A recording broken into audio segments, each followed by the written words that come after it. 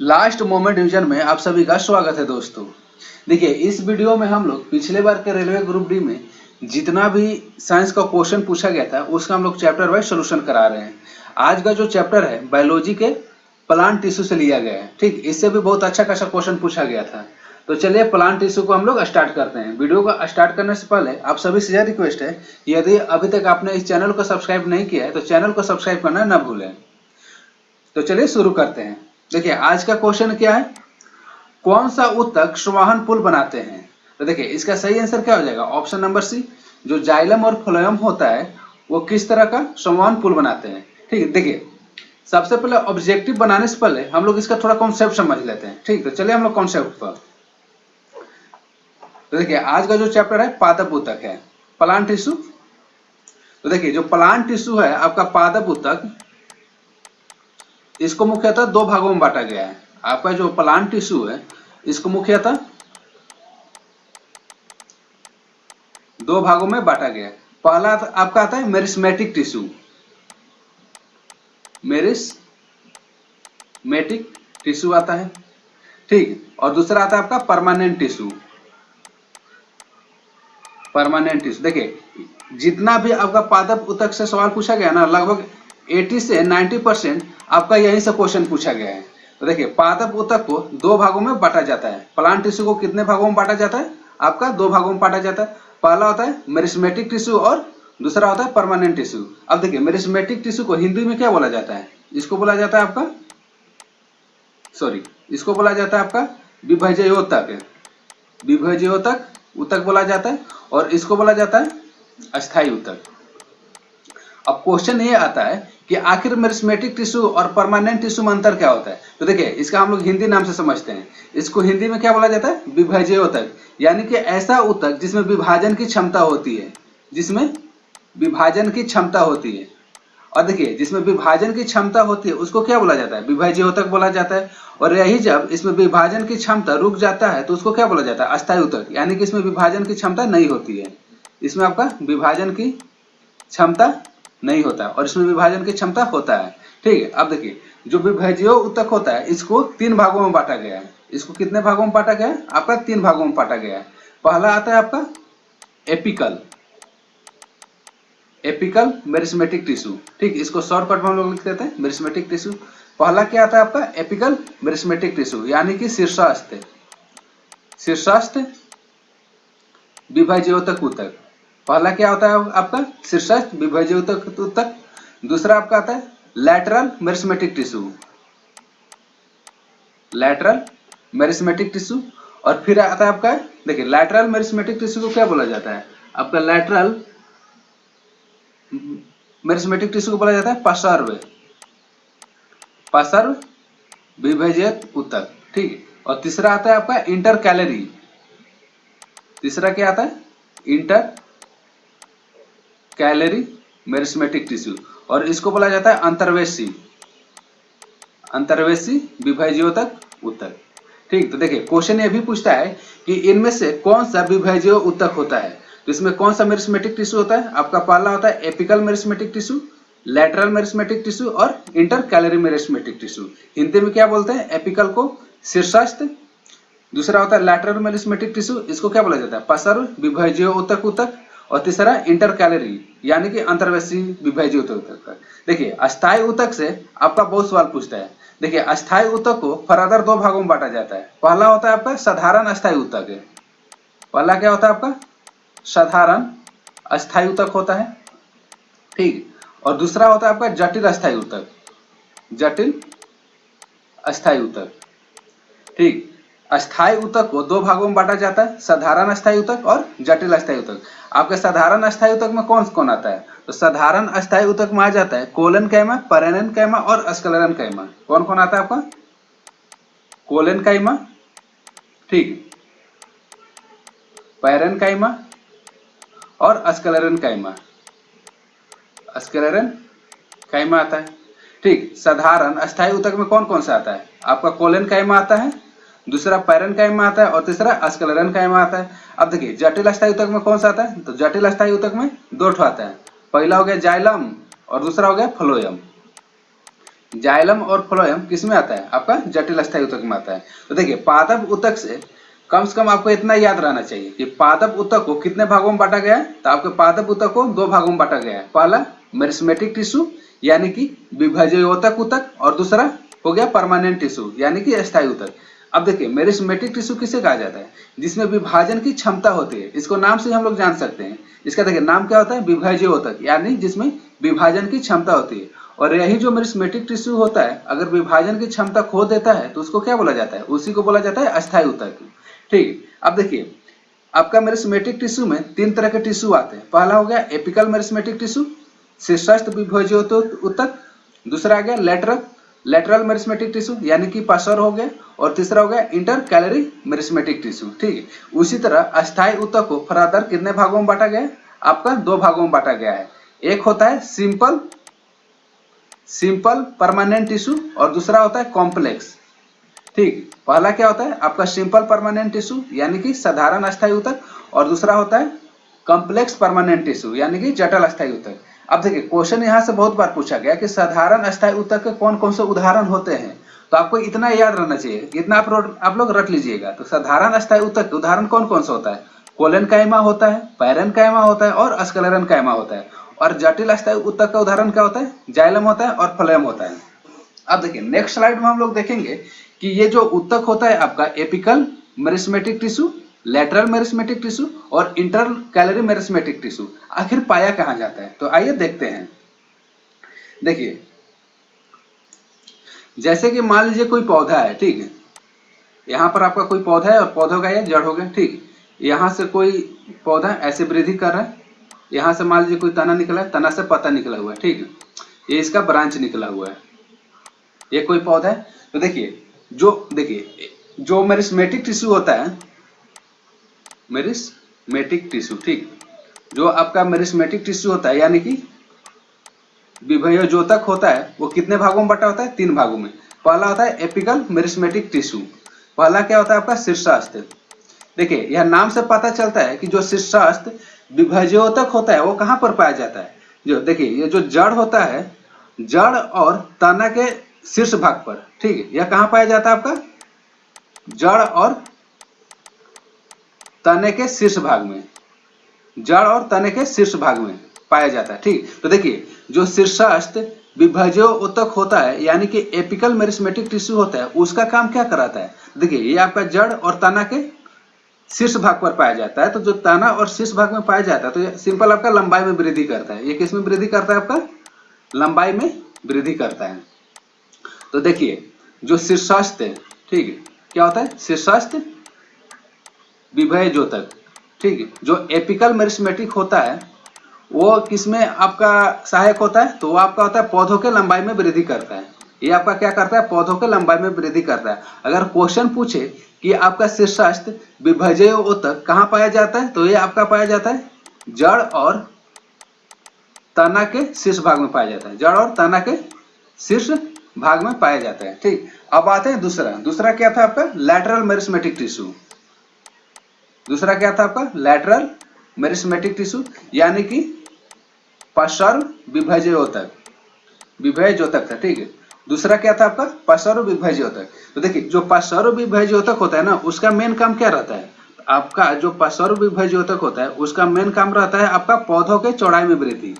ये क्या कहता है? पौधों के चौड़ाई में वृद्धि करता है। ठीक है, पौधों के चौड़ाई में वृद्धि।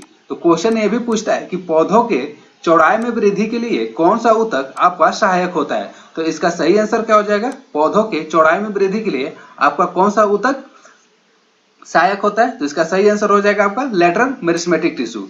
और एक आपका बच गया इंटर कैलरी मेरिस्मेटिक टिश्यू।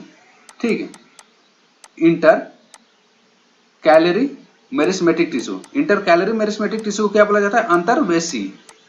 अंतर्वेशी विभज्योतक।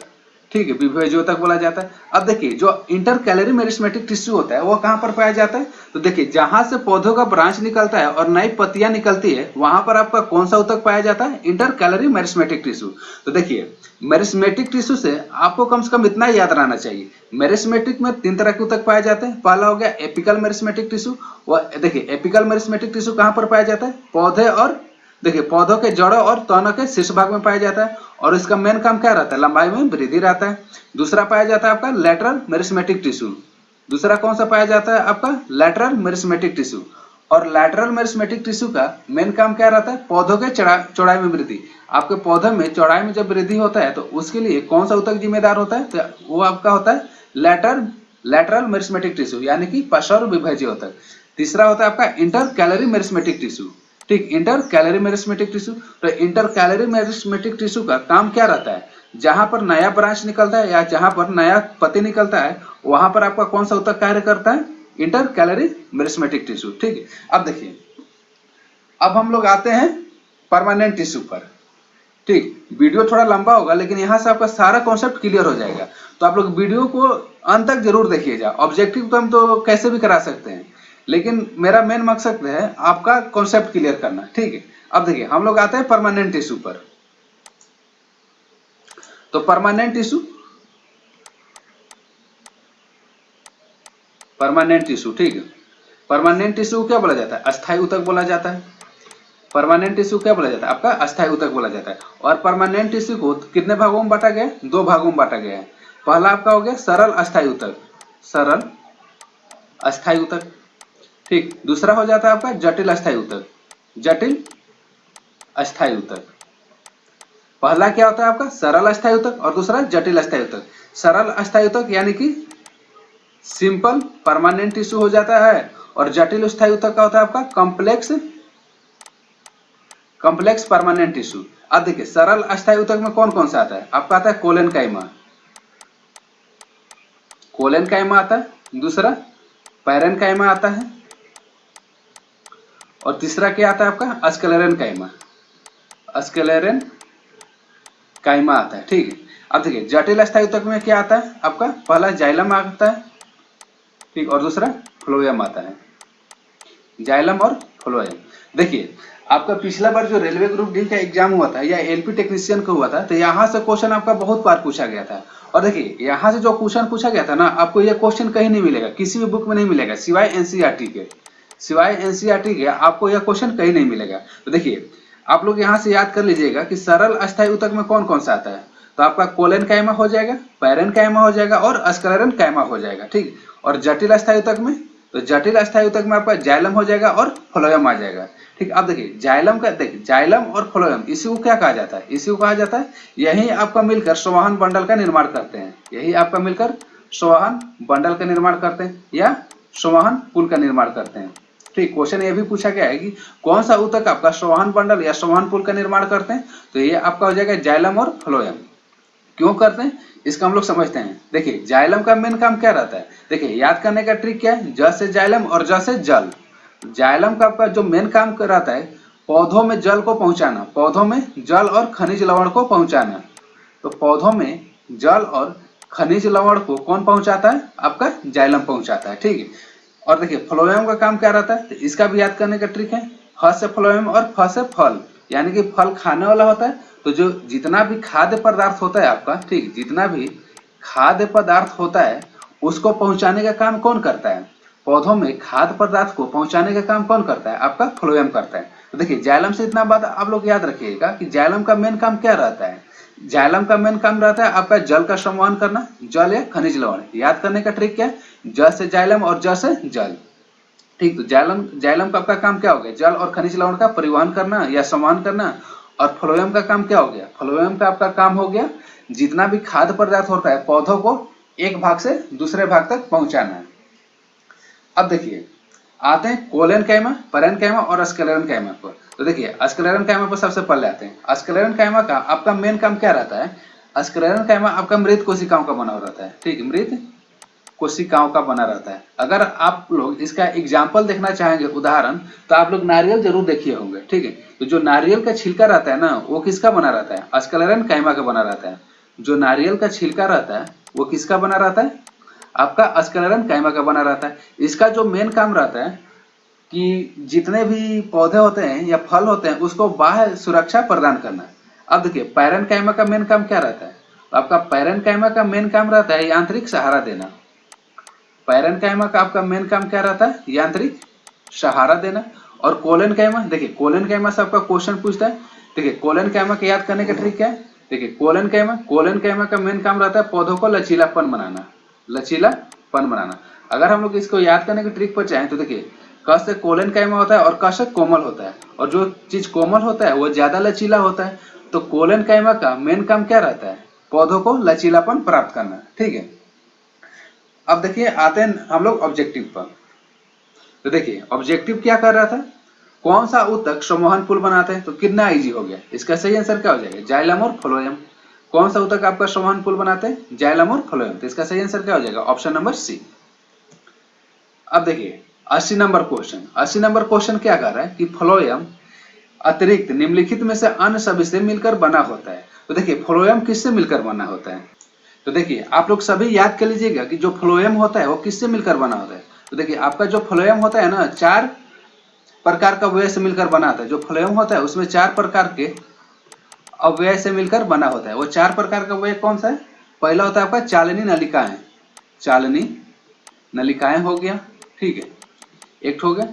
दूसरा क्या हो गया आपका, साथी कोशिकाएं, दूसरा हो गया आपका साथी कोशिकाएं हो गया, ठीक। तीसरा क्या हो गया आपका, तीसरा मिलकर बना होता है फ्लोएम पैरेन्काइमा, फ्लोएम पैरेन्काइमा से मिलकर बना होता है, ठीक। चौथा क्या हो गया आपका, चौथा हो गया फ्लोएम रेशा से मिलकर बना होता है, फ्लोएम रेशा या तंतु से मिलकर बना होता है। अब देखिए आते हैं क्वेश्चन पर। क्वेश्चन क्या कर रहा है कि फ्लोएम निम्नलिखित में से किसके अतिरिक्त निम्नलिखित में से अन्य सभी से मिलकर बना होता है। तो देखिए फ्लोएम किससे मिलकर बना होता है, आपका चालनी नलिकाएं से मिलकर बना होता है। साथी कोशिकाओं को क्या बोला जाता है, साथी कोशिकाओं को सहकोशिका बोला जाता है, यानी कि सहकोशिका से मिलकर बना होता है। यानी तो चालनी नलिका से मिलकर बना होता है, सहकोशिका से मिलकर बना होता है, और फ्लोएम तंतु से मिलकर बना होता है। तो इसका सही आंसर क्या हो जाएगा, तो आपका 80 का सही आंसर हो जाएगा ऑप्शन नंबर बी। जो फ्लोएम होता है ना, तो फ्लोएम वाहिकाओं से मिलकर नहीं बना होता है। आप लोग ये याद रखिएगा कि फ्लोएम किससे मिलकर बना होता है, तो फ्लोएम आपका मिलकर बना होता है चालनी नलिकाएं, साथी कोशिकाएं या सहकोशिकाएं, फ्लोएम पैरेन्काइमा और फ्लोएम रेशा या तंतु से मिलकर बना होता है, ठीक है। आपको यह याद रहेगा तो इस टाइप का क्वेश्चन बनाने में आपको दिक्कत नहीं होगा। अब देखिए आप लोगों के सवाल में, आप लोगों के दिमाग में बहुत सारा यह सवाल आता होगा कि आखिर ये सब क्वेश्चन रेलवे वाला या टीसीएस वाला पूछता कहाँ से है। तो आप लोग एक तो बुक प्रेफर कीजिएगा एनसीईआरटी, ठीक। आपका जितना भी पिछला बार का साइंस का क्वेश्चन पूछा गया था, एनसीईआरटी क्वेश्चन पूछा गया था, ठीक। अब देखिए जो 80 नंबर क्वेश्चन है ना, आप लोग 9th का एनसीईआरटी लीजिएगा और उसको उसका पेज नंबर आप लोग 82 देखिएगा, पेज नंबर आप लोग 82 देखिएगा, तो आपका सेम क्वेश्चन मिल जाएगा। देखिए रेलवे वाला क्या किया ना कि एनसीईआरटी का आपका लाइन बाय लाइन उठाकर दे दिया है, ठीक। तो आप लोगों से रिक्वेस्ट है कि आप लोग एनसीईआरटी बुक जरूर पढ़िएगा, ठीक। नहीं तो आपका ये सब का क्वेश्चन कहीं पर भी नहीं मिलेगा। आप लुसेंट पढ़ते रह जाइएगा, कहीं नहीं मिलेगा। ये जितना भी क्वेश्चन पूछा गया था पिछले बार रेलवे में, सारा का सारा आपका एनसीईआरटी से ही पूछा गया था। अब आते हैं नेक्स्ट क्वेश्चन पर। देखिए नेक्स्ट क्वेश्चन क्या है, तो आपका नेक्स्ट क्वेश्चन है कौन सा अस्थायी ऊतक एक पौधों को कठोर और मजबूत बनाता है। तो देखिए सबसे पहले हम लोग अस्थायी ऊतक पर आते हैं, सबसे पहले हम लोग अस्थायी ऊतक पर आते हैं। तो अस्थायी ऊतक में कौन कौन सा आता है, आपका अस्थायी ऊतक में आता है, देखिए 2 तरह का होता है आपका, सरल अस्थायी ऊतक, ठीक, सरल अस्थायी ऊतक। बस आप लोग पूरा वीडियो को देखते जाइएगा, आपका सारा कॉन्सेप्ट क्लियर हो जाएगा और सारा का सारा याद हो जाएगा। अस्थायी ऊतक में 2 तरह का आता है, सरल अस्थायी ऊतक और जटिल अस्थायी ऊतक, ठीक, जटिल अस्थायी ऊतक। तो देखिए सरल अस्थायी ऊतक में कौन कौन सा आता है, कोलेनकाइमा आता है, पैरेन्काइमा आता है, ठीक, और आता है आपका स्क्लेरेन्काइमा, स्क्लेरेन्काइमा आता है। और जटिल अस्थायी ऊतक में आपका क्या आता है, जाइलम आता है और दूसरा फ्लोएम आता है। क्वेश्चन क्या कर रहा है, कौन सा अस्थायी ऊतक एक पौधों में कठोर और मजबूत आवरण बनाता है। तो देखिए कठोर और मजबूत आवरण कौन बनाता है, तो इसका सही आंसर हो जाएगा ऑप्शन नंबर बी। देखिए जो स्क्लेरेन्काइमा होता है कठोर और मजबूत आवरण बनाता है। देखिए स्क्लेरेन्काइमा का बहुत सारा उदाहरण भी पूछा गया, तो इसका सबसे बेस्ट उदाहरण कौन सा है, नारियल का छिलका। सबसे बेस्ट कौन सा है, नारियल का छिलका। नारियल का जो छिलका होता है, जो रेशा युक्त छिलका रहता है, वो किसका उदाहरण होता है, स्क्लेरेन्काइमा का। और देखिए जो स्क्लेरेन्काइमा होता है आपका मृत कोशिका होता है। स्क्लेरेन्काइमा आपका कैसा होता है, मृत कोशिका होता है। और ये किस तरह का होता है, यह कठोर और मजबूत बनाता है। कोलेनकाइमा क्या बनाता है, कोलेनकाइमा आपका पौधों को लचीलापन प्रदान करता है। कोलेनकाइमा पौधों को लचीलापन प्रदान करता है। पैरेनकाइमा आपको यांत्रिक सहारा देता है। और देखिए एरेनकाइमा क्या होता है, एरेनकाइमा आपका होता है पैरेनकाइमा का ही प्रकार होता है। जो एरेनकाइमा होता है आपका पैरेनकाइमा का ही प्रकार होता है। तो 81 का सही आंसर हो जाएगा। वैसा कौन सा अस्थायी ऊतक है जो पौधों को कठोर और मजबूत बनाता है? तो इसका सही आंसर हो जाएगा आपका ऑप्शन नंबर बी, स्क्लेरेनकाइमा। अब आते हैं नेक्स्ट क्वेश्चन। देखिए 82 नंबर क्वेश्चन क्या कह रहा है, निम्नलिखित में से कौन सा पौधों की बाह्य त्वचा का कार्य नहीं है? तो ऑप्शन नंबर ए, पौधों को संरक्षित रखना। ऑप्शन नंबर बी, रोमों की सहायता से वायु की स्थिरोधन परत तैयार करना। ऑप्शन नंबर सी, वाष्पोत्सर्जन को नियंत्रित करना। या ऑप्शन नंबर डी, प्रकाश संश्लेषण करना। देखिए इजी क्वेश्चन है। पौधों की बाह्य त्वचा का कार्य कौन नहीं है? प्रकाश संश्लेषण करना। आप सभी को पता होगा कि प्रकाश संश्लेषण किसके द्वारा है? तो प्रकाश संश्लेषण आपका होता है पत्तियों के द्वारा। प्रकाश संश्लेषण किसके द्वारा होता है? पत्तियों के द्वारा। अब आते हैं नेक्स्ट क्वेश्चन।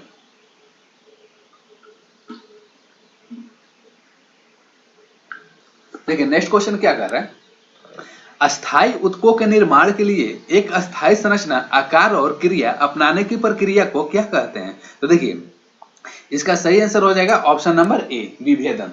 अस्थायी ऊतकों के निर्माण के लिए एक अस्थायी संरचना, आकार और क्रिया अपनाने की प्रक्रिया को क्या कहा जाता है? विभेदन कहा जाता है। देखिए अस्थायी ऊतक का निर्माण कैसे होता है?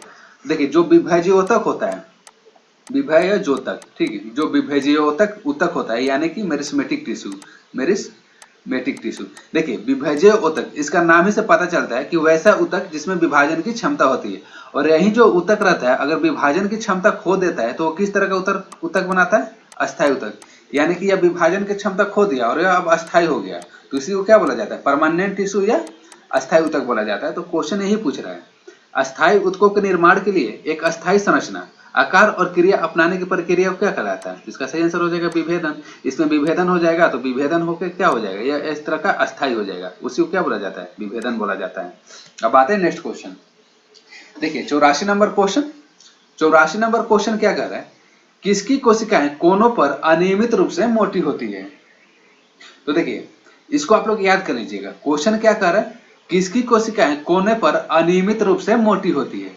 तो आपका 84 का सही आंसर हो जाएगा कोलेनकाइमा। जो कोलेनकाइमा की कोशिकाएं होती है उसके कोने पर क्या होती है? अनियमित रूप से मोटी होती है। इसका सही आंसर क्या हो जाएगा? ऑप्शन नंबर ए, जो कोलेनकाइमा की कोशिकाएं होती है कोने पर अनियमित रूप से मोटी होती है। यह भी आपका क्वेश्चन एनसीईआरटी में मिल जाएगा। ठीक, ये भी आपका क्वेश्चन एनसीईआरटी में मिल जाएगा। आप लोग अगर एनसीईआरटी को फॉलो करते होंगे तो आप लोग पेज नंबर 80 में ही देखिएगा, पेज नंबर 80 में ही देखिएगा। पेज नंबर 80 में आपको मिल जाएगा एनसीईआरटी में। अब आते हैं 85 नंबर क्वेश्चन। देखिए 85 नंबर क्वेश्चन सेम क्वेश्चन है। क्वेश्चन क्या कर रहा है, निम्नलिखित ऊतक में कोशिकाएं जीवित होती है, लंबी होती है और कोनों पर अनियमित रूप से मोटी होती है। ये तो आपका एनसीईआरटी के लाइन ही उठा के दे दिया है। तो इसका सही आंसर क्या हो जाएगा? कोलेनकाइमा। जो कोलेनकाइमा के ऊतक होते हैं कोशिकाएं जीवित, लंबी और कोनों पर अनियमित रूप से मोटी होती है। तो आपका 85 का सही आंसर हो जाएगा ऑप्शन नंबर सी। अब देखिए 86 नंबर क्वेश्चन। 86 नंबर क्वेश्चन क्या कह रहा है, सीव ट्यूब और सहकोशिकाएं मुख्य रूप से किसके संचरण के लिए उत्तरदायी होती है? तो आपका 86 का सही आंसर क्या हो जाएगा? Option number C. तो देखिए जो सीव ट्यूब होता है और सहकोशिकाएं होता है किसमें पाया जाता है? आपका फ्लोएम में पाया जाता है। किसमें पाया जाता है? आपका फ्लोएम में पाया जाता है। और फ्लोएम का मेन काम क्या रहता है? पौधों में भोजन का संवहन करना। फ्लोएम का मेन काम क्या रहता है? पौधों में भोजन का संवहन करना। तो देखिए जो सीव ट्यूब होता है और सहकोशिकाएं होता है वो किसके संचरण के लिए उत्तरदायी होती है? पौधों में भोजन के लिए। तो 86 का आपका सही आंसर हो जाएगा option number C. 87 number question. देखिए किसके जमाव के कारण दृढ़ ऊतक की कोशिकाएं भित्तियां मोटी होती है? दृढ़ ऊतक किसको बोला जाता है? स्क्लेरेनकाइमा को बोला जाता है। स्क्लेरेनकाइमा को बोला जाता है। क्वेश्चन क्या बोल रहा है? 87 नंबर, निम्नलिखित में से किसके जमाव के कारण जो स्क्लेरेनकाइमा ऊतक की कोशिकाएं होती है उसकी भित्तियां मोटी हो जाती है? तो इसका सही आंसर हो जाएगा आपका ऑप्शन नंबर ए, लिग्निन के कारण। किसके कारण? लिग्निन के कारण। ठीक है, लिग्निन के जमाव के कारण दृढ़ ऊतक की कोशिकाएं भित्तियां मोटी हो जाती है। Next question 88 number. देखिए निम्न में से कौन सा विकल्प तने और जड़ों के शीर्ष पर पाया जाता है? तो शुरू में डिस्कशन हम कर चुके हैं। देखिए अगर आपको कॉन्सेप्ट पता नहीं रहेगा तो आपको क्वेश्चन बनाने में दिक्कत होगा, इसीलिए हम इसका कॉन्सेप्ट भी कराए हैं। क्वेश्चन क्या कह रहा है, निम्न में से कौन सा विकल्प तनों और जड़ों के शीर्ष पर पाया जाता है। तो इसका सही आंसर क्या हो जाएगा? एपिकल मेरिस्टेमेटिक टिश्यू यानी कि शीर्ष विभजय ऊतक। 88 का सही आंसर क्या हो जाएगा? Option number A. Next question 89 number, निम्न में से किस ऊतक में कठोर कोशिका भित्ति पाई जाती है? रिपीट क्वेश्चन है, तो इसका सही आंसर क्या हो जाएगा? Option number C. ठीक, कठोर कोशिका भित्ति किस में पाई जाती है? अस्क्लेरन कायमा में पाई जाती है। अब आते हैं नेक्स्ट क्वेश्चन 90 नंबर क्वेश्चन। देखिए, किसके कारण अस्क्लेरन कायमा कोशिका की दीवार मोटी होती है? तो आपका 90 का सही आंसर क्या हो जाएगा? ये भी आपका रिपीट क्वेश्चन है। किसके कारण अस्क्लेरन कायमा कोशिकाओं की दीवार मोटी हो जाती है? तो 90 का सही आंसर हो जाएगा ऑप्शन नंबर बी, लिग्निन। ठीक है, लिग्निन के कारण आपकी अस्क्लेरन कायमा कोशिका की दीवार मोटी हो जाती है। 91 नंबर क्वेश्चन।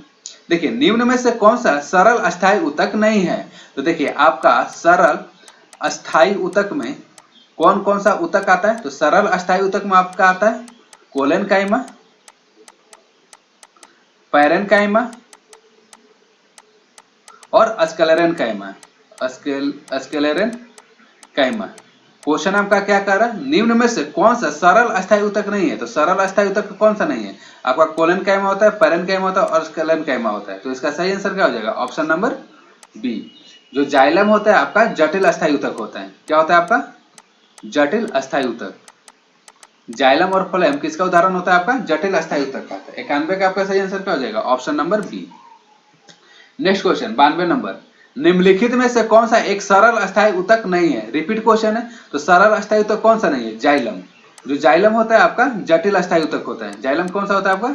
जटिल अस्थायी ऊतक होता है। तो इसका सही आंसर क्या हो जाएगा? Option number C. 93 number question. देखिए, 93 नंबर क्वेश्चन, पौधों का कौन सा हिस्सा पानी और खनिज के परिवहन को सक्षम बनाता है? तो देखिए, जल और खनिज, तो हम ट्रिक क्या बताए थे? ज से जल और ज से जाइलम। तो इसका सही आंसर क्या हो जाएगा? Option number C. जो जाइलम होता है पौधों में पानी और खनिज के परिवहन को सक्षम बनाता है, यानी कि पौधों में पानी और खनिज के परिवहन के लिए कौन उत्तरदायी होता है? तो इसका सही आंसर हो जाएगा आपका option number C, xylem. Next question 94 number question. देखिए, निम्नलिखित में से कौन सा ऊतक मुख्य रूप से मृत कोशिकाओं का बना होता है? तो ये भी है, इसका हम डिस्कशन कर चुके हैं। मृत कोशिकाओं का कौन सा बना होता है? देखिए, क्वेश्चन क्या कर रहे हैं? निम्नलिखित में से कौन सा ऊतक मुख्य रूप से मृत कोशिकाओं का बना होता है? तो देखिए, 94 का आपका सही आंसर हो जाएगा ऑप्शन नंबर ए, जाइलम। ठीक, जो जाइलम होता है मुख्य रूप से मृत कोशिकाओं का बना होता है। 95 नंबर क्वेश्चन, पौधों में कौन सा ऊतक पानी का संवहन करता है? तो इसका सही आंसर क्या हो जाएगा? Option number B, xylem. इसका सही नंबर क्या आ जाएगा? जाइलम। जो जाइलम होता है उसका मेन काम क्या रहता है? पौधों में पानी का संवहन करना। 96 नंबर क्वेश्चन। देखिए, 96 नंबर क्वेश्चन क्या कर रहा है? इनमें से कौन सी कोशिकाएं जड़ों से पौधों के अन्य भागों तक जल का परिचालन करते हैं? तो सेम क्वेश्चन है, रिपीट क्वेश्चन। इसका सही आंसर हो जाएगा option number D, xylem. Next question 97 number question, निम्नलिखित में से कौन पौधों में जल का परिवहन संबंधित है? जाइलम हो जाएगा। 98 नंबर क्वेश्चन। देखिए, 98 नंबर क्वेश्चन क्या कर रहा है? निम्नलिखित में से कौन सा ऊतक का अंतरकोशिकीय क्षेत्र बड़ा होता है? तो आपका 98 का क्वेश्चन याद कर लीजिएगा। इसका सही आंसर क्या हो जाएगा? ऑप्शन नंबर है पैरेन्काइमा। जो पैरेन्काइमा होता है उसका अंतरकोशिकीय क्षेत्र बड़ा होता है। तो 98 का सही आंसर क्या हो जाएगा? Option number A, parenchyma. 99 number question. देखिए, कौन सा ऊतक एकमात्र पादप ऊतक है जो कोशिकाओं विभाजन द्वारा नई कोशिकाओं का उत्पादन करता है? तो इसका सही आंसर क्या हो जाएगा? ऑप्शन नंबर सी, विभाज्य ऊतक या मेरिस्मेटिक। तो देखिए, जो मेरिस्मेटिक टिश्यू होता है वही ना कोशिका का विभाजन करता है और नई कोशिकाओं का उत्पादन करता है। तो इसका सही आंसर क्या हो जाएगा? ऑप्शन नंबर सी। 99 का सही आंसर क्या हो जाएगा? Option number C. 100 number question. देखिए, 100 नंबर क्वेश्चन क्या कर रहा है? पौधों के तनों के छलों के रूप में पाई जाने वाली आकृति जो उनकी वृद्धि में सहायक होती है, निम्न में से कौन से ऊतक पाए जाते हैं? तो देखिए, हम क्या बताए थे? जैसे कि मान लीजिए कोई ये पौधा है, तो पौधों के जो चौड़ाई में वृद्धि करता है, चौड़ाई में वृद्धि के लिए कौन सा उत्तरदायी होता है? देखिए, क्वेश्चन क्या कर रहा है? पौधों के तनों के छले के रूप में, यानी कि पौधों के तने के छला यही ना हुआ भाई, चौड़ाई। तो चौड़ाई में वृद्धि कौन करता है? तो चौड़ाई में आपका वृद्धि करता है लैटरल मेरिस्मेटिक टिश्यू, यानी कि पार्श्व विभाज्योतक। विभाज्योतक। तो इसका सही आंसर क्या हो जाएगा? Option number A. ठीक है, क्वेश्चन क्या कर रहा था? पौधों के तनों के छलों के रूप में पाई जाने वाली आकृति जो उनकी वृद्धि में सहायक होती है, कौन से ऊतक में पाए जाते हैं? तो इसका सही आंसर क्या हो जाएगा? Lateral meristematic tissue. ठीक। ठीक। अब देखिए अगर लंबाई में पूछता है तो लंबाई में कौन सा होता है, तो आपका लंबाई में होता है एपिकल मेरिस्मेटिक टिश्यू। देखिए जो एपिकल मेरिस्मेटिक टिश्यू होता है पौधों के लंबाई में वृद्धि करता है, पौधों के लंबाई में वृद्धि करता है, और पौधों की लंबाई में वृद्धि करता है। और एपिकल मेरिस्मेटिक टिश्यू कहां पाया जाता है, पौधों के पौधों के तना तथा जड़ के शीर्ष भाग पर पाया जाता है, पौधों के तना तथा जड़ के शीर्ष भाग पर पाया जाता है। अब आते हैं नेक्स्ट क्वेश्चन। देखिए 101 नंबर क्वेश्चन क्या कह रहा है, निम्नलिखित में से कौन सा ऊतक जड़ों से खाद्य पदार्थों का परिसंचरण करता है, तो इसका सही आंसर क्या हो जाएगा, फ्लोएम। याद करने का ट्रिक है, फर्स्ट फ्लोएम और फल, फल क्या होता है आपका खाने वाला भाग होता है, ठीक। तो जो खाद्य पदार्थों का संचरण कौन करता है, तो फ्लोएम हो जाएगा। जाइलम क्या करता है, जाइलम आपका जल का संचरण करता है। तो 101 का सही आंसर क्या हो जाएगा, ऑप्शन नंबर सी। तो 101 का सही आंसर हो जाएगा ऑप्शन नंबर सी, निम्नलिखित में से कौन सा ऊतक जड़ों से खाद्य पदार्थों का संचरण करता है। 102 नंबर क्वेश्चन। देखिए ऊतक की कौन से ऊतक की कोशिकाएं अलग अलग प्रकार के अस्थायी ऊतक बनाने के लिए पृथक होती है, तो 102 का सही आंसर हो जाएगा ऑप्शन नंबर सी। जो मेरिस्मेटिक टिश्यू होता है विभाज्य ऊतक की कोशिकाएं अलग अलग प्रकार के अस्थायी ऊतक बनाने के लिए पृथक होती है, तो इसका सही आंसर क्या हो जाएगा, option number C. 103 number question. Collenchyma ऊतक की कोशिकाएं ठीक किसके जमाव से कोने पर मोटी हो जाती है, तो आपका 103 का जो सही आंसर हो जाएगा ऑप्शन हो जाएगा इसका सही, सेलुलोज और पेक्टिन। 103 का सही आंसर क्या हो जाएगा, ऑप्शन नंबर सी। देखिए जो कोलेनकाइमा ऊतक की कोशिकाएं होती है ना, सेलुलोज और पेक्टिन के जमाव के कारण कोने पर क्या हो जाती है, मोटी हो जाती है। तो 103 का सही आंसर क्या हो जाएगा, option number C. 104 number question. Root tip या शूट टिप में कौन सा ऊतक पाया जाता है, तो देखिए रूट टिप और शूट टिप में कौन सा ऊतक पाया जाता है, तो ये आपका हो जाएगा विभाज्य ऊतक यानी कि मेरिस्मेटिक टिश्यू। कौन सा ऊतक पाया जाता है, आपका विभाज्य ऊतक या मेरिस्मेटिक टिश्यू पाया जाता है। अब आते हैं नेक्स्ट क्वेश्चन 105 नंबर। देखिए किसके कारण जड़ तथा तने के घेरे में वृद्धि होती है, तो देखिए जड़ तथा तने के घेरे में किसके कारण वृद्धि होती है, तो इसका सही आंसर हो जाएगा ऑप्शन नंबर बी, यानी कि lateral meristematic tissue, lateral meristematic tissue के कारण। और इसी को क्या बोला जाता है, पार्श्व विभाज्य ऊतक। तो देखिए शीर्षस्थ विभाज्य ऊतक काम क्या करता है, आपका लंबाई में वृद्धि करता है, ये क्या करता है, लंबाई में वृद्धि करता है, ठीक। और देखिए जितना भी ब्रांच और पत्ती निकलता है वो किस ऊतक के कारण निकलता है, आपका अंतर्वेशी विभाज्य ऊतक के कारण निकलता है। अब आते हैं 106 नंबर क्वेश्चन। देखिए एक पौधों के तने या जड़ का घेरा किस कारण बढ़ता है, तो रिपीट क्वेश्चन है, तो आपको यदि आपको इसका कॉन्सेप्ट नहीं पता रहेगा तो ये क्वेश्चन आपसे बनेगा नहीं। आप सबको पता है कि पौधों के तने या जड़ का घेरा किस कारण बढ़ता है, लेटरल मेरिस्मेटिक टिश्यू यानी कि पार्श्व विभाज्य ऊतक, पार्श्व विभाज्य ऊतक। आप लोग इसको कंठस्थ कर लीजिएगा कि मान लीजिए कोई पौधा है तो चौड़ाई में वृद्धि किसके कारण होता है, तो चौड़ाई में आपका वृद्धि होता है लेटरल मेरिस्मेटिक टिश्यू के कारण होता है। चौड़ाई में वृद्धि आपका किसके कारण होता है, लेटरल मेरिस्मेटिक। लंबाई में वृद्धि किसके कारण होता है, तो आपका लंबाई में जो वृद्धि होता है एपिकल मेरिस्मेटिक टिश्यू शीर्षस्थ इसके कारण होता है। और ब्रांच किसके कारण निकलता है, तो ब्रांच निकलता है आपका इंटरकैलरी मेरिस्मेटिक टिश्यू के कारण। अब आते हैं नेक्स्ट क्वेश्चन, वही आपका रिपीट क्वेश्चन है, तने या जड़ का घेरा किसके कारण होता है, तो सही आंसर हो जाएगा ऑप्शन नंबर बी, पार्श्व या लेटरल विभाज्य ऊतक। 108 नंबर क्वेश्चन। देखिए अगर अग्रस्थ मेरिस्मेटिक टिश्यू यानी कि एपिकल मेरिस्मेटिक टिश्यू के शीर्ष विकसित होती है पाया जाता है, तो इसका सही आंसर क्या हो जाएगा, तो आपका 108 का सही आंसर हो जाएगा ऑप्शन नंबर ए। जो एपिकल मेरिस्मेटिक टिश्यू होता है कहां पर पाया जाता है, तना और जड़ों के शीर्ष भाग पर पाया जाता है, ठीक है। जैसे कि मान लीजिए जड़ हो गया और ये तना हो गया, ठीक है, तो तना और जड़ के शीर्ष भाग पर कौन पाया जाता है, आपका एपिकल मेरिस्मेटिक टिश्यू पाया जाता है। लेटरल मेरिस्मेटिक टिश्यू तो आपका चौड़ाई में वृद्धि करता है, और अंतर्वेशी मेरिस्मेटिक टिश्यू आपका तना और पत्तियों के निकलने में वृद्धि करता है।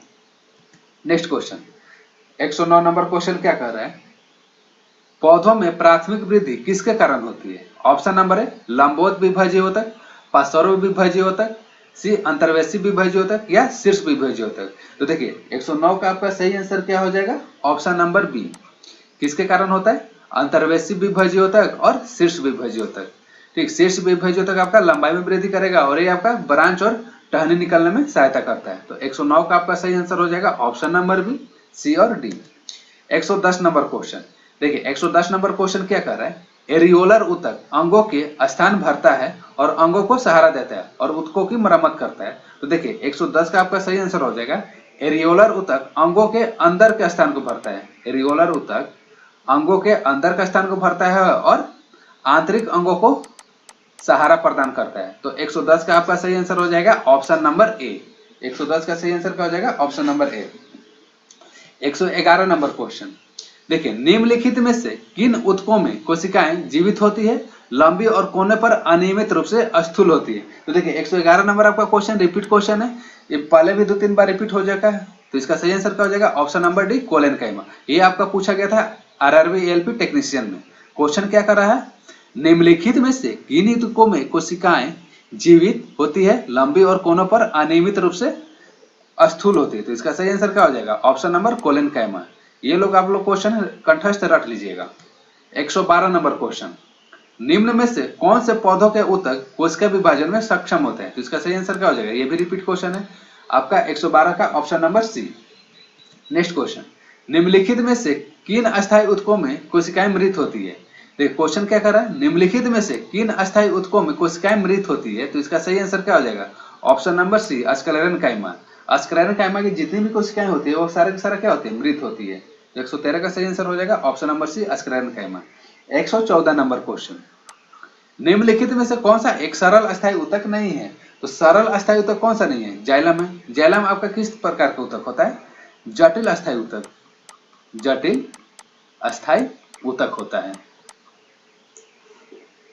देखिए सरल अस्थायी ऊतक में कौन कौन सा आता है? तो आपका सरल अस्थायी ऊतक में आता है कोलेनकाइमा आता है, पैरेनकाइमा आता है और स्क्लेरेनकाइमा आता है। और जो बाकी जाइलम और फ्लोएम होता है वो किसमें आता है? जटिल अस्थायी ऊतक में। तो क्वेश्चन वही पूछ रहा है कि सरल अस्थायी ऊतक नहीं है, तो भाई आपका सरल अस्थायी ऊतक कौन सा नहीं है? जाइलम नहीं है। क्यों? क्योंकि जो जाइलम होता है आपका जटिल अस्थायी ऊतक होता है। 115 नंबर क्वेश्चन देखिए, किसकी कोशिकाएं मृत होती है? तो आपका 115 का सही आंसर क्या हो जाएगा? मृदी ऊतक। और मृदी ऊतक को क्या बोला जाता है? स्क्लेरेनकाइमा। स्क्लेरेनकाइमा। ठीक, किसकी कोशिकाएं मृत होती है? तो मृदी ऊतक, नाम से ही पता चल जाता है। 116 नंबर क्वेश्चन 116 नंबर क्वेश्चन क्या कर रहा है?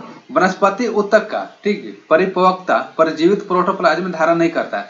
यानी कि देखिए क्वेश्चन इसका पूछने का मेन क्वेश्चन क्या है कि कौन सा कोशिका मृत होता है? तो कौन सा ऊतक आपका मृत होता है? तो इसका सही आंसर हो जाएगा ढ्रेट ऊतक या आपका मृदी ऊतक या स्क्लेरेनकाइमा। स्क्लेरेनकाइमा। ठीक, अब आते हैं 117 नंबर क्वेश्चन। आप देखिए 117 नंबर क्वेश्चन क्या कर रहा है? अंतर्वेशी विभाज्य ऊतक पाए जाते हैं। ऑप्शन नंबर है वर्धनीय तनों के ऊपरी हिस्सों में, वर्धनीय तनों जड़ों के ऊपरी हिस्से में, पत्तियों के तल में या वर्धनीय पत्तियों के ऊपरी हिस्से में। तो देखिए 117 का सही आंसर क्या हो जाएगा? Option number C. देखिए जो अंतर्वेशी विभाज्य ऊतक होते हैं, जहां से ब्रांच या टहनी निकलता है, जहां से ब्रांच या पत्ती निकलता है, वहां पर कौन सा ऊतक पाया जाता है? आपका अंतर्वेशी विभाज्य ऊतक। ठीक है, तो इसका सही आंसर क्या हो जाएगा? ऑप्शन नंबर सी, पत्तियों के तल में। 118 नंबर क्वेश्चन 118 नंबर क्वेश्चन क्या कर रहा है? मेरिस्मेटिक ऊतक ठीक है, यानी कि विभाज्य ऊतक एक विशेष भूमिका निभाते हैं और अपनी विभाज्यता करने की क्षमता को त्याग देते हैं, तो अब यह कौन सा ऊतक बनाते हैं? तो देखिए शुरू में कॉन्सेप्ट अगर डिस्कशन नहीं किए होते तो ये आपको बनाने में बहुत दिक्कत होता है।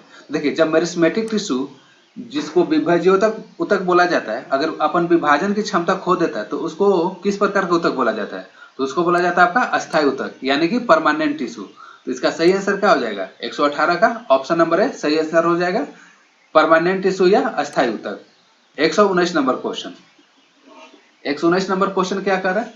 पौधों में उस ऊतक का नाम क्या है जो जड़ों से पौधों के अन्य हिस्सों में पानी और खनिज पहुंचाता है? तो देखिए पानी और खनिज कौन पहुंचाता है? जाइलम पहुंचाता है।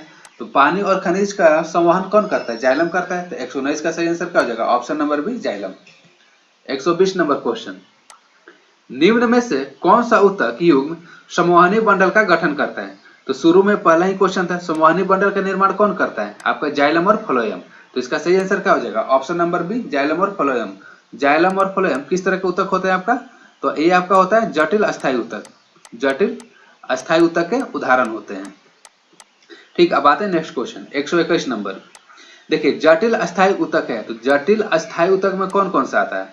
आपका जाइलम आता है और फ्लोएम आता है। ऑप्शन में कौन कौन सा है? फ्लोएम तो नहीं दिया हुआ है लेकिन जाइलम दिया हुआ है। तो जटिल अस्थायी ऊतक का उदाहरण कौन कौन सा है? इसका सही आंसर हो जाएगा ऑप्शन नंबर ए जाइलम हो जाएगा। अब आते हैं नेक्स्ट क्वेश्चन 122 नंबर क्वेश्चन। देखिए नेक्स्ट क्वेश्चन क्या है, सामान्यतः अस्थायी ऊतक नहीं होता है। तो देखिए अस्थायी ऊतक कौन नहीं होता है, तो देखिए 122 का आपका सही आंसर हो जाएगा ऑप्शन नंबर डी जाइलम। ठीक, जो जाइलम होता है आपका जटिल अस्थायी ऊतक होता है, जटिल अस्थायी ऊतक होता है। लेकिन क्वेश्चन में क्या कर रहा है, सरल अस्थायी ऊतक। तो सरल अस्थायी ऊतक तो आपका होता है अस्क्लेरन कायमा होता है, पैरेन्काइमा होता है, कोलन कायमा होता है। ये तीनों किसका उदाहरण होता है आपका, सरल। ठीक, किसका उदाहरण होता है, सरल या समान अस्थायी ऊतक के। तो इसमें क्वेश्चन क्या कह रहा है कि कौन सा समान या सरल अस्थायी ऊतक नहीं है, तो आपका भाई सही आंसर हो जाएगा ऑप्शन नंबर डी जाइलम। जो जाइलम होता है आपका जटिल अस्थायी ऊतक होता है। देखिए बस आप जो पादप ऊतक में बस आप थोड़ा सा आप अगर कॉन्सेप्ट पता होगा ना तो सारा का सारा लगभग क्वेश्चन बन जाएगा 80 से 90%। अब आते हैं नेक्स्ट क्वेश्चन है आपका समानता अस्थायी ऊतक नहीं है तो जाइलम हो जाएगा। 123 नंबर क्वेश्चन।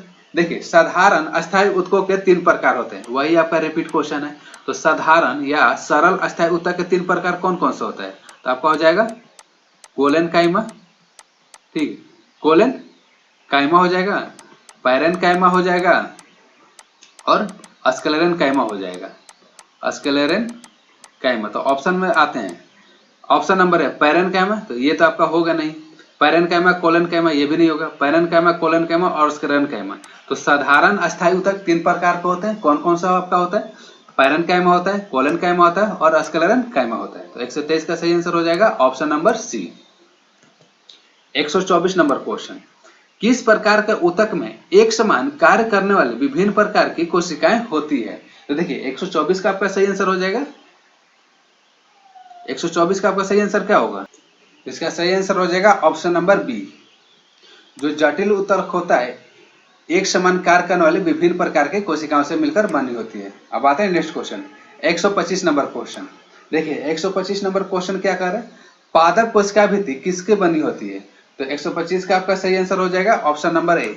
जो पादप कोशिका भित्ति होती है किसकी बनी होती है, सेलुलोज और पेक्टिन की बनी होती है। तो 125 का सही आंसर हो जाएगा option number A. 126 number question. देखिए ऊतक का निर्माण मृत कोशिकाओं के संयोजन से होता है, तो इसका सही आंसर क्या हो जाएगा, अस्क्लेरन काइमा। जो अस्क्लेरन काइमा ऊतक होता है आपका मृत कोशिकाओं के संयोजन से बना होता है। और इसका उदाहरण हम लोग क्या बताए थे, नारियल का छिलका। देखिए जो नारियल का छिलका होता है ना, किसका उदाहरण होता है, अस्क्लेरन काइमा का उदाहरण होता है। 127 नंबर क्वेश्चन। देखिए पौधों में फ्लोएम का कार्य होता है, तो देखिए फ्लोएम का कार्य क्या होता है, खाद्य पदार्थों का संचरण। इसका सही आंसर क्या हो जाएगा ऑप्शन नंबर ए। अब देखिए यहाँ पर ऑप्शन में दिया है आपका खनिजों का संचरण और जल प्रवाह। तो देखिए खनिजों का संचरण और जल प्रवाह दोनों किसके द्वारा होता है, दोनों आपका होता है जाइलम के द्वारा। और तनों को सहारा प्रदान कौन करता है, तो ये आपका प्रदान करता है कोलन काइमा। कौन करता है, कोलन काइमा करता है। ठीक, अब आते हैं नेक्स्ट क्वेश्चन 128 नंबर क्वेश्चन। वही क्वेश्चन आपका पौधों में फ्लोएम किसके परिवहन के लिए उत्तरदायी होता है। तो फ्लोएम किसके लिए होता है, आपका भोजन के लिए होता है। फ्लोएम किसके लिए परिवहन के लिए उत्तरदायी होता है, तो इसका सही आंसर क्या हो जाएगा ऑप्शन नंबर ए भोजन। 129 नंबर क्वेश्चन। देखिए 129 नंबर आपका क्वेश्चन क्या कह रहा है, निम्नलिखित में से किसकी पतली कोशिका भित्ति के साथ साथ अपेक्षाकृत अवशिष्ट कोशिकाएं होती है। तो ये आप लोग याद कर लीजिएगा, इसका सही आंसर हो जाएगा ऑप्शन नंबर बी पैरेन्काइमा। जो पैरेन्काइमा में होता है ना, तो पैरेन्काइमा में आपका पतली कोशिका भित्ति के साथ अपेक्षाकृत अवशिष्ट कोशिकाएं होती है। तो 129 का सही आंसर क्या हो जाएगा option number B. 130 number question. 130 number question क्या कर रहा है, देखिए निम्नलिखित में से कोशिकाओं को ढीला पैक किया जाता है ताकि बड़े अंतःक्रियात्मक रिक्त स्थान मिल सके। तो 130 का आपका सही आंसर हो जाएगा ऑप्शन नंबर ए मृदितक।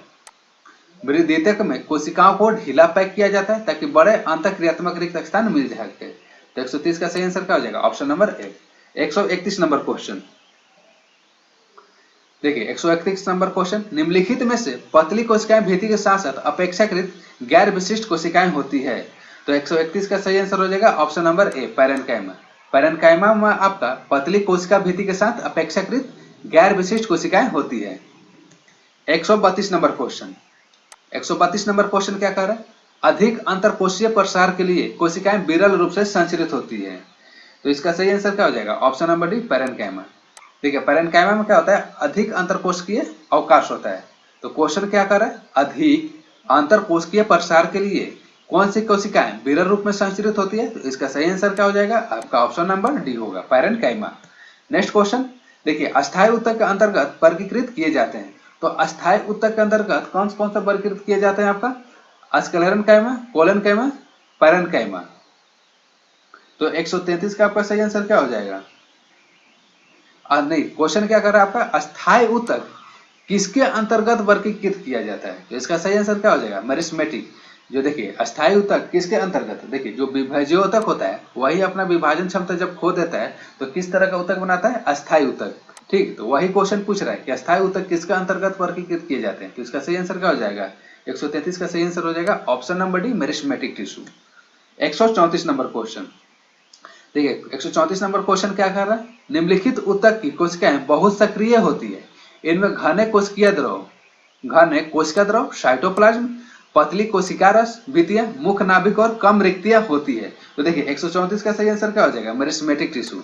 इसका सही आंसर क्या हो जाएगा? ऑप्शन नंबर है मेरिस्मेटिक टिश्यू या विभाज्य ऊतक ऊतक है। 135 नंबर क्वेश्चन देखिए, 135 नंबर क्वेश्चन क्या कर रहा है? निम्न में से कौन सा ऊतक कोशिका विभाजन में सक्षम होता है? तो आपका इजी क्वेश्चन है। इसका सही आंसर क्या हो जाएगा? ऑप्शन नंबर है विभाज्योतक ऊतक यानी कि मेरिस्मेटिक टिश्यू, मेरिस्मेटिक टिश्यू। ठीक, कौन सा ऊतक कोशिका विभाजन में सहायक होता है? तो इसका सही आंसर क्या हो जाएगा? मेरिस्मेटिक टिश्यू या विभाज्योतक ऊतक। अब आते हैं 136 नंबर क्वेश्चन देखिए, 136 नंबर क्वेश्चन क्या कर रहा है? विभिन्न प्रकार के अस्थायी ऊतकों के निर्माण के लिए ऊतक की कोशिकाएं अलग किया जाता है। तो इसका सही आंसर क्या हो जाएगा? आपका डी हो जाएगा। अस्थायी ऊतक का निर्माण किस ऊतक के कारण होता है? आपका मेरिस्मेटिक टिश्यू। ठीक है, जो आपका विभाज्योतक, ठीक, जो आपका विभाज्य ऊतक होता है उसी से ना आपका अस्थायी ऊतक बनता है। तो इसका सही आंसर क्या हो जाएगा? Option number D, meristematic tissue. 137 number question पादप ऊतक मुख्यतः दो प्रकार के होते हैं। तो देखिए पादप ऊतक मुख्यतः दो प्रकार के होते हैं, कौन कौन सा? तो ये आपका हो जाएगा, देखिए शुरू में इसको हम लोग डिस्कशन किए थे कॉन्सेप्ट में, कौन कौन सा होता है? आपका होता है विभाज्य ऊतक होता है और दूसरा क्या होता है? अस्थायी ऊतक होता है। विभाज्य ऊतक होता है और दूसरा अस्थायी ऊतक होता है, पादप ऊतक। ठीक है, पादप ऊतक के कितने प्रकार होते हैं? पहला होता है विभाज्य ऊतक और अस्थायी ऊतक। इसी को क्या बोला जाता है? इसी को बोला जाता है आपका मेरिस्मेटिक टिश्यू बोला जाता है और इसको परमानेंट टिश्यू बोला जाता है। तो पादप ऊतक कितने प्रकार के होते हैं? मेनली दो प्रकार के होते हैं, पहला विभाज्य ऊतक और दूसरा अस्थायी ऊतक। तो इसका सही आंसर क्या हो जाएगा? 137 का option number C. Next question 138 number question, पौधों के सभी भागों में भोजन कौन पहुंचाता है? तो भोजन आपका कौन पहुंचाता है? फ्लोएम। तो इसका सही आंसर क्या हो जाएगा? 138 का ऑप्शन नंबर बी। अगर जल पूछता है तो जल कौन पहुंचाता है? जाइलम। 139 नंबर क्वेश्चन देखिए, वही आपका रिपीट क्वेश्चन है। एक जटिल अस्थायी ऊतक है, तो आपका जटिल अस्थायी ऊतक कौन सा होता है? तो आपका जाइलम और फ्लोएम। इसका सही आंसर क्या हो जाएगा? Option number A. जो जटिल अस्थायी ऊतक किस कौन कौन आते हैं? आपका फ्लोएम और जाइलम आता है। तो 139 का सही आंसर क्या हो जाएगा? Option number A. 140 number question, निम्न में से कौन सा अस्थायी ऊतक का एक उदाहरण है? तो अस्थायी ऊतक का उदाहरण कौन सा होता है? जाइलम होता है। तो इसका सही आंसर क्या हो जाएगा? Option number B. बाकी जो आपका देखिए रक्त और हड्डी आपका पादप ऊतक में नहीं पढ़ना है, ये आपका जंतु ऊतक में पढ़ना है। और रक्त जो हड्डी होता है ना, ये कौन सा ऊतक का आपका उदाहरण होता है? ये आपका होता है संयोजी ऊतक। ये आपका होता है संयोजी ऊतक। अब देखिए जो त्वचा होता है ना, ये आपका होता है एपिथेलियम ऊतक। अब आता है नेक्स्ट क्वेश्चन। हाँ देखिए 141 नंबर क्वेश्चन, इसको बहुत बार हम लोग डिस्कशन कर चुके हैं। नारियल की छाल का निर्माण किस ऊतक द्वारा होता है? तो इसका सही आंसर क्या हो जाएगा? Option number D, sclerenchyma. नारियल की छाल का निर्माण किस ऊतक के कारण होता है? स्क्लेरेन्काइमा। ऑप्शन नंबर डी इसका सही आंसर हो जाएगा। नेक्स्ट क्वेश्चन, किस प्रकार का ऊतक नारियल का भूसी बनाता है? तो सिंपल क्वेश्चन है, इसका सही आंसर क्या होगा? Sclerenchymatous fibre. तो 142 का सही आंसर हो जाएगा option number C. Next question, निम्न में से कौन जाइलम का प्रकार नहीं है? तो इसका सही आंसर क्या हो जाएगा? Option number B, sieve tube. देखिए सीव ट्यूब किसका उदाहरण होता है? फ्लोएम का उदाहरण होता है। ठीक है, तो इसका सही आंसर क्या हो जाएगा? कौन सा जाइलम का प्रकार नहीं है? तो इसका सही आंसर क्या हो जाएगा? Option number B, sieve tube. 144 number question 144 number question क्या कर रहा है? कौन सा ऊतक पौधों में प्रकाश संश्लेषण हिस्सों के लिए सामग्री परिवहन में मदद करता है? तो प्रकाश संश्लेषण के लिए आपके जितना भी भोजन होता है, तो भोजन के लिए कौन सा उत्तरदायी होता है? तो ऑप्शन नंबर है फ्लोएम। 144 का सही आंसर क्या हो जाएगा? ऑप्शन नंबर है phloem. Next question 145 number question देखिए, पौधों में लचीलापन किस ऊतक के कारण होता है? तो इसका हम लोग टिक क्या बना देते हैं? देखिए लचीलापन यानी कि वो कोमल होगा, कोमल होगा तभी ना लचीलापन होगा। तो क से कोमल और क से कोलेनकाइमा। तो इसका सही आंसर क्या हो जाएगा? Option number C collenchyma. पौधों में लचीलापन के लिए कौन सा ऊतक जिम्मेदार होता है? तो इसका सही आंसर हो जाएगा ऑप्शन नंबर सी कोलेनकाइमा। याद करने का ट्रिक क्या होता है? देखिए लचीलापन होगा यानी कि वो कोमल होगा। कोई भी पौधा अगर लचीलापन होगा तो लचीलापन किसके कारण होता है? कोमल के कारण होगा। तो कोमल, क से कोमल और क से कोलेनकाइमा। तो 145 का सही आंसर क्या हो जाएगा? Option number C. 146 number question, same question है। पौधों में लचीलापन प्रदान करने वाला स्थायी ऊतक कौन सा है? तो आप लोग मार दीजिएगा option number D collenchyma. 147 number question, देखिए पौधों में किस डैश नामक ऊतक के कारण लचीलापन होता है? एक ही क्वेश्चन को 1000 बार पूछा है। तो 147 का सही आंसर हो जाएगा ऑप्शन नंबर सी। किसके कारण लचीलापन होता है? तो कोलेनकाइमा के कारण। याद करने का ट्रिक क्या होता है? लचीलापन यानी कि पौधा कोमल होगा। तो क से कोमल और क से कोलेनकाइमा। तो 147 का सही आंसर क्या हो जाएगा? Option number A. 148 number question, ढीठ ऊतक किससे बना होता है? तो इसका सही आंसर क्या हो जाएगा? निर्जीव कोशिकाओं से बना होता है। तो 148 का आपका सही आंसर क्या हो जाएगा? निर्जीव कोशिका से। ढीठ ऊतक किससे बना होता है? निर्जीव कोशिका से। तो 148 का सही आंसर क्या हो जाएगा? Option number B. 149 number question, देखिए 149 नंबर क्वेश्चन क्या कर रहा है? ऊतक मृत कोशिकाओं के संयोजन से बना होता है। तो मृत कोशिकाओं के संयोजन से कौन बना होता है? इसका सही आंसर हो जाएगा option number C sclerenchyma. 150 number question, देखिए रेगिस्तानी पौधों की बाह्य त्वचा में एक मोटी मोम जैसी परत होती है, उसे क्या बोला जाता है? तो उसको क्या बोला जाता है? तो इसका सही आंसर हो जाएगा ऑप्शन नंबर बी। देखिए रेगिस्तानी पौधों की बाह्य त्वचा को क्या बोला जाता है? एपिडर्मिस बोला जाता है। बाह्य त्वचा में एक मोटी मोम जैसी परत होती है, उसको क्या बोला जाता है? उसको बोला जाता है आपका ऑप्शन नंबर बी क्यूटिन। अब आते हैं नेक्स्ट क्वेश्चन, 151 नंबर क्वेश्चन, वृक्षों में सामग्री के परिवहन में सहायक ऊतकों को क्या कहा जाता है? तो देखिए सामग्री यानी कि उसको क्या बोला जाता है? संवहनी ऊतक। 151 का आपका सही आंसर क्या हो जाएगा? ऑप्शन नंबर बी संवहनी ऊतक। अब आते हैं आज का लास्ट क्वेश्चन पे। देखिए क्वेश्चन क्या कह रहा है? एक वृक्ष की बाहरी संरक्षी परत होता है। तो देखिए 152 का आपका सही आंसर हो जाएगा ऑप्शन नंबर सी वल्कल। ठीक, तो प्लांट टिश्यू से देखिए जितना भी क्वेश्चन बन रहा था ना, प्लांट टिश्यू से जितना भी क्वेश्चन बन रहा था उसका हम लोग सोल्यूशन देख रहे हैं, उसका हम लोग सोल्यूशन देख चुके हैं। तो आप लोग कमेंट बॉक्स में जरूर बताइएगा आपको यह मेरा वीडियो कैसा लगा। वीडियो को पूरा देखने के लिए धन्यवाद।